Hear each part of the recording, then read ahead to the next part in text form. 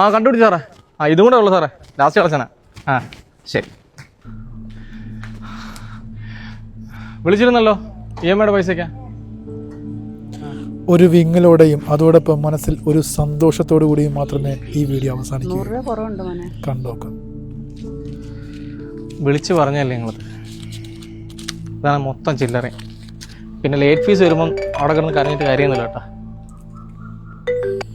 Hello അമ്മ. ഓ ഇനി പറ്റത്തില്ലമ്മ, ഞാൻ ഇവിടെ പള്ളിയിൽ നിന്നാണ് മുറിച്ചോളാം. മോനെ വേണമെങ്കിൽ ഇവിടെ നിന്ന് മുറിക്കാം. ഏയ് അത് വേണ്ട, ഞാൻ പള്ളിയിൽ നിന്ന് മുറിച്ചോളാം. ശരി. ആ അളിയാ, ആ എവിടെ പോയിടിയാ? ഈ വളവിലൊരു ഉമ്മയുടെ വീടില്ലേ, അവിടെ EMI മേടിക്കാൻ വന്നു. ആ ടേണിങ്ങിലുള്ള ചെറിയ വീട്ടിലല്ലേ? അതെന്നളിയെ മൊത്തത്തിൽ ഒരു ഉടായപ്പോ തോന്നി ഈ ടീമുകൾ. അവർ മോനെ വിളിച്ചാൽ ഫോൺ എടുക്കുള്ളൂ. ഇവരാണെങ്കിൽ തരുന്ന മൊത്തവും ചില്ലറ. നീ ഇപ്പോൾ ഒരു EMI വാങ്ങാൻ പോകുന്നില്ലേ? അതൊരു മകനെടുത്ത് EMI ആയിരുന്നു, ബൈക്ക് വാങ്ങാൻ വേണ്ടിയിട്ട്. ആ ബൈക്ക് ആക്സിഡന്റ് തന്നെയാണ് ആ പയ്യൻ മരണപ്പെടുന്നത്.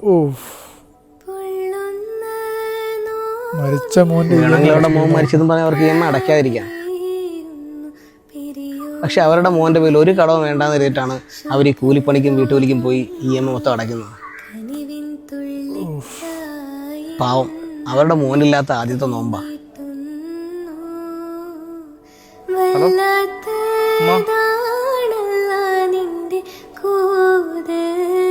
മോനെ വേണമെങ്കിൽ ഇവിടെ നിന്ന് മുറിക്കാം. ഈ ലോകത്ത്